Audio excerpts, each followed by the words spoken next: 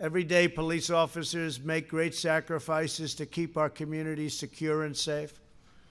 In 2018, our police arrested nearly 12,000 people for murder, 25,000 people for rape, and nearly 1.5 million for assault. Very dangerous criminals. In many cases, local law enforcement is underfunded, understaffed, and undersupported. 47% of all murders in Chicago and 68% of all murders in Baltimore went without arrests last year. Americans want law and order. They demand law and order. They may not say it. They may not be talking about it, but that's what they want. Some of them don't even know that's what they want, but that's what they want. And they understand that when you remove the police, you hurt those who have the least the most. Nobody needs a strong, trustworthy police force more than those who live in distressed areas, and nobody is more opposed to the small number of bad police officers, and you have them. They're very tiny. I use the word tiny. It's a very small percentage, but you have them. But nobody wants to get rid of them more than the overwhelming number of really good and great police officers. Some of them are standing with me and with me in the audience today, and I appreciate you being here. Thank you. Thank you. Great job. What's needed now is not more stoking of fear and division. We need to bring law enforcement and communities closer together, not to drive them apart.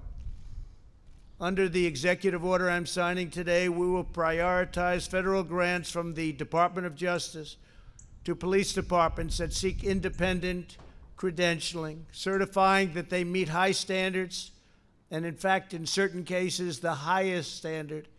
That's where they do the best, on the use of force and de-escalation training. For example, many believe that proper training might have prevented the tragic deaths of Antoine Rose and Botham Jean.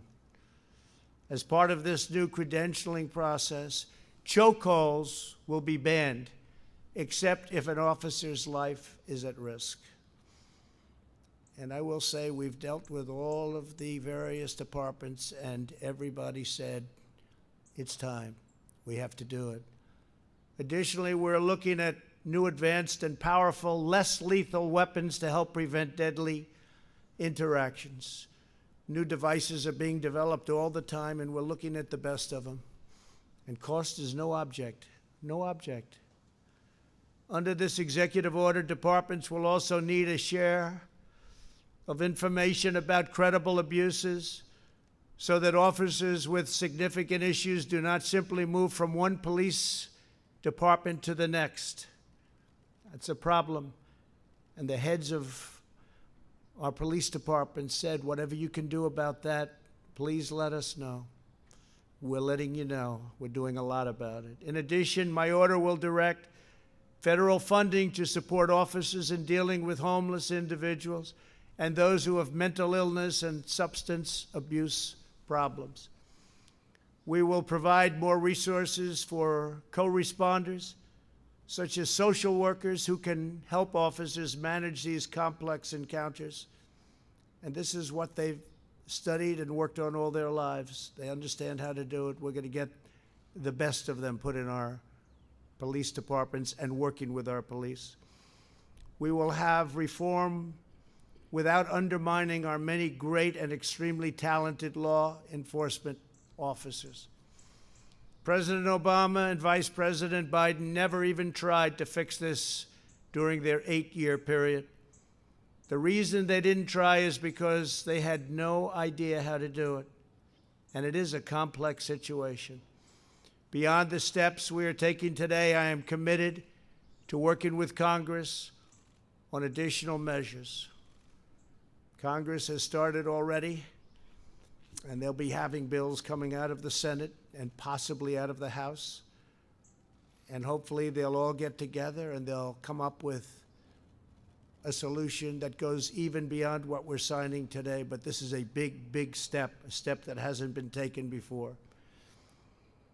But in order to make real progress on public safety, we have to break old patterns of failure.